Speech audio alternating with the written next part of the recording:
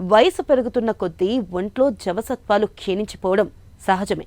అలాగే మన శరీరానికి ఆధారమైన ఎముకలు, కీళ్లల్లో కూడా క్రమంగా అరుగుదల కనిపిస్తూ ఉంటుంది.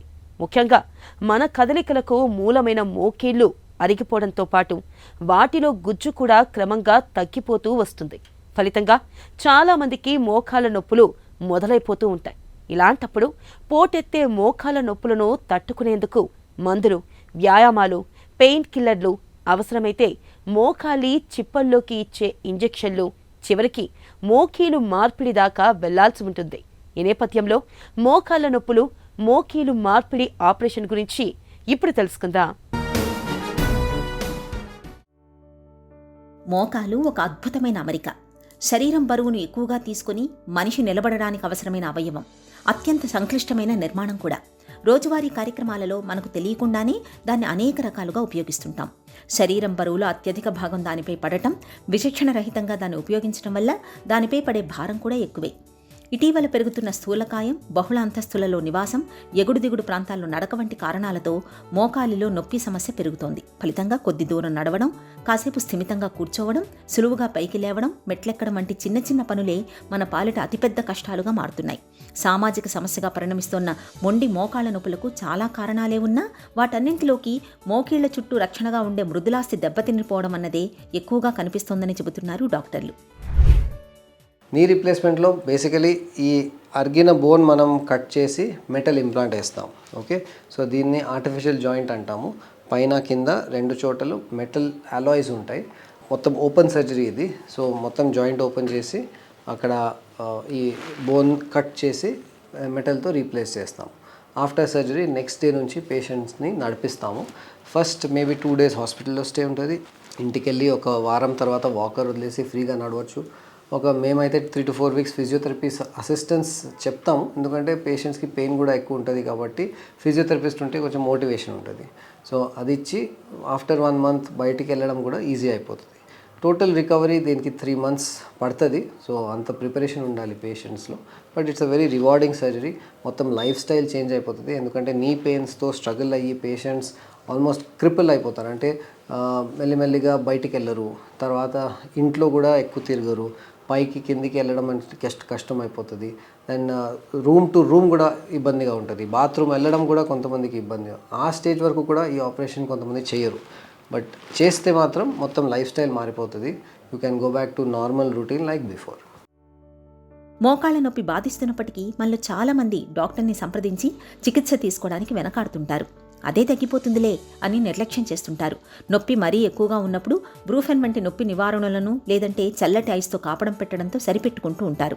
లేదా ఇరుగు పొరుగు సలహా మేరకు మోకాళ్లకు రబ్బరు తొడుగులను వాడుతుంటారు. నిజానికి మోకాలి నొప్పి వారం రోజులకు పైనే కొనసాగుతూ ఉంటే తప్పనిసరిగా డాక్టర్ని సంప్రదించాలి.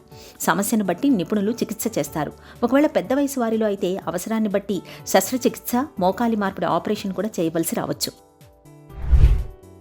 నెక్స్ట్ డే నుంచి నడిపిస్తాము. That's the first thing.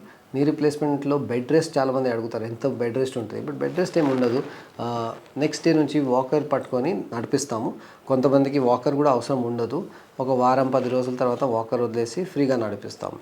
ఒక 3 weeksలో నొప్పి సగం తగ్గుతుంది. 3 monthsలో ఫుల్ రికవరీ అవుతుంది. And most patients before surgery ఎట్లా ఉండింది సిచ్యువేషన్, నొప్పి తగ్గిన తర్వాత ఆఫ్టర్ సర్జరీ ఫ్రీగా ఉంటుంది. నీ రీప్లేస్మెంట్ సర్జరీతో ఒకటే మెయిన్ భయం పేషెంట్స్కి, నొప్పి. ఓకే, సో సర్జరీ చేసే ముందు ఒక భయం ఉంటుంది. సో ఆ స్టేజ్లోనే మా ట్రీట్మెంట్ స్టార్ట్ అవుతుంది. దీన్ని మల్టీ మోడల్ పెయిన్ మేనేజ్మెంట్ అంటాం.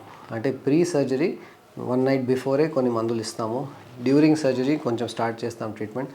సర్జరీ చేసేటప్పుడు కూడా మేము నీ జాయింట్ చుట్టూ కొన్ని ఇంజెక్షన్స్ ఇస్తాము. దాంతోపాటు నొప్పి తగ్గిపోతుంది. ఆఫ్టర్ సర్జరీ నర్వ్ బ్లాక్స్ ఇస్తాము around the knee joint so that pain is controlled. Post surgery వార్డ్స్లో బేసిక్ పెయిన్ కిల్లర్స్ ఉంటాయి. Painkillers plus ice therapy, cryotherapy చాలా ఇంపార్టెంట్. ఐస్ ప్యాక్స్ పెడతాము, స్పెషల్ మషీన్స్ పెడతాము టు రిడ్యూస్ ద పెయిన్.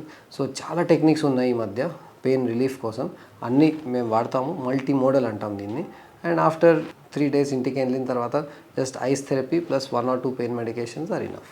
నీ replacement surgery చాలా rewarding పేషెంట్స్కి. 99% success ఉంటుంది. కొంతమందికి ఇటు అటు ప్రాబ్లమ్స్ వస్తాయి. అంటే ఏంటి, ఇన్ఫెక్షన్ రావచ్చు, కొంతమందికి ఫ్రాక్చర్స్ అవ్వచ్చు, బట్ అది హార్డ్లీ లెస్ దెన్ 1% ఛాన్స్. మిగతా అందరికీ ఒక డెఫినెట్ బెనిఫిట్ ఉంటుంది, ఎందుకంటే ఆ పెయిన్ సోర్స్ మనం తీసేస్తున్నాం.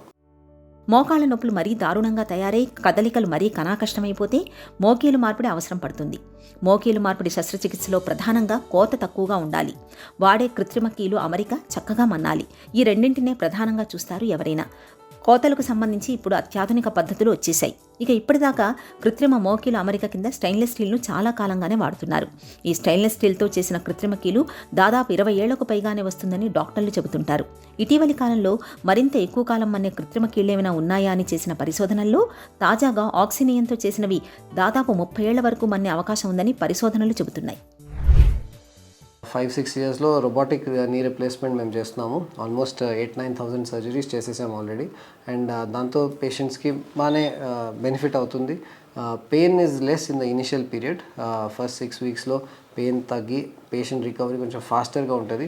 Suppose right side 2-3 years back non robotic చేస్తే ఇప్పుడు లెఫ్ట్ సైడ్ రోబోటిక్ చేస్తే వాళ్ళకి ఇమీడియట్ తెలిసిపోతుంది దట్ రోబోటిక్లో పెయిన్ తక్కువ, ఆ ఎక్స్పీరియన్స్ బెటర్ ఉంటుంది పేషెంట్స్కి. Robotic knee replacement is different from other robots. అంటే మెడికల్ రోబోట్స్లో కొన్ని రోబోట్స్ ఉంటాయి. ఇప్పుడు పేషెంట్ ఇక్కడ ఉంటే రోబోట్ అక్కడే ఉంటుంది, బట్ డాక్టర్ అంటే సర్జన్ పక్కన కూర్చొని జస్ట్ ఒక చిన్న కన్సోల్ అంటాం దాన్ని, ఒక కన్సోల్లో చూసి సర్జరీ చేస్తారు. సో మీ యూరాలజీలో, గ్యాస్ట్రో సర్జరీస్లో అట్లా సర్జరీస్ అవుతాయి. So robot is near the patient and surgery is away from the patient. But నీ రిప్లేస్మెంట్ని రోబోట్ అసిస్టెడ్ నీ రిప్లేస్మెంట్ అంటాము. సో మేము సర్జరీ చేస్తాము, పక్క నుంచే రోబోట్ సహాయం దొరుకుతుంది మాకు. సో బేసికలీ చెప్పాను, robot is going to help to plan and execute. So ఈ బోన్ కటింగ్ ప్రాపర్గా ఎగ్జిక్యూట్ చేయడం రోల్లో robotics is the main thing. So అక్కడ మీకు అడ్వాంటేజ్ వస్తాయి. నిత్య జీవితాన్ని దుర్భరంగా మార్చే మోకాలి నొప్పిని నివారించుకునేందుకు వీలుగా ముందు అధిక బరువును వదిలించుకోవాలి.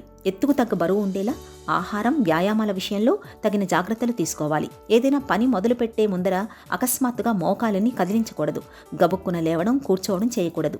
జాగింగ్ లేదా రన్నింగ్ చేసే ముందు కాసేపు తప్పనిసరిగా నడవాలి. మోకాళ్లకు శ్రమ కలిగించే వృత్తుల్లో ఉన్నవారు చాలినంత విశ్రాంతిని తీసుకుంటూ ఉండాలి.